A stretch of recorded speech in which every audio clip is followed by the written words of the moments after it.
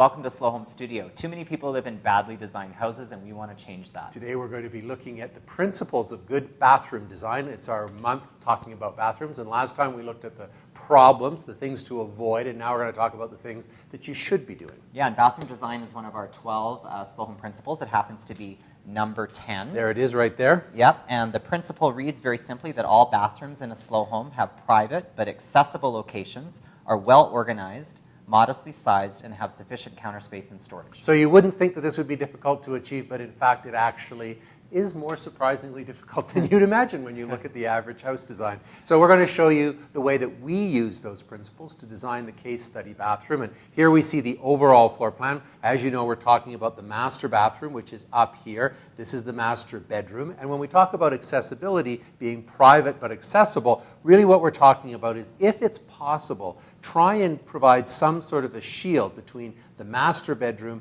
and that bathroom. And here we've got you coming through into the closet and then into the bathroom. Yeah, that's a much better idea than actually entering from the bedroom and having a view right into the bathroom. Now, in terms of layout and storage, I mean, basically what we're saying is that if at all possible, it is nice to have a sufficient counter space that allows storage below it. And in this case, we've actually got three banks of drawers. You'll notice in a lot of bathrooms, the sinks are very close together. There's not very much counter space, or there's single vanities with single sinks and no storage below. So we've allowed sufficient space for storage below the counter. As well, we've got a detail which we'll look at later, which is some medicine cabinet storage above the counter. Right, so here, let me show you the sort of the way I think about laying out a bathroom. A typical bathroom is either 5 or 6 feet wide. It's to accommodate a tub like that, right? Everybody knows what that kind of bathroom is like. It's got a bathtub, it's got the toilet, and then it's got a sink over on this side. So that 5 or 6 foot dimension is the critical one.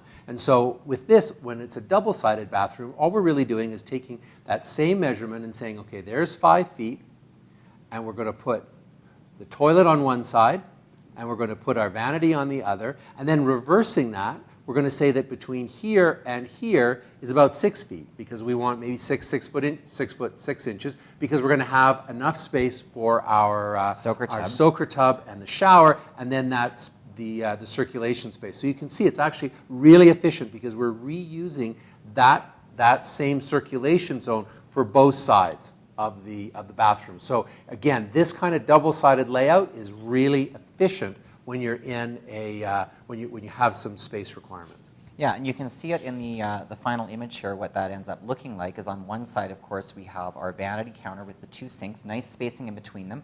We have a bit of room for medicine cabinet storage below and 3 banks of drawers. The other side then becomes completely the wet area.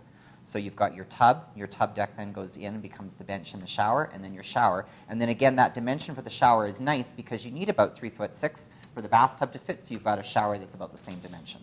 All right, so those are the ways that we think we should apply the slow home principles to this particular case study. What we're going to be looking at next time are some detailed design issues. See you next time. Bye.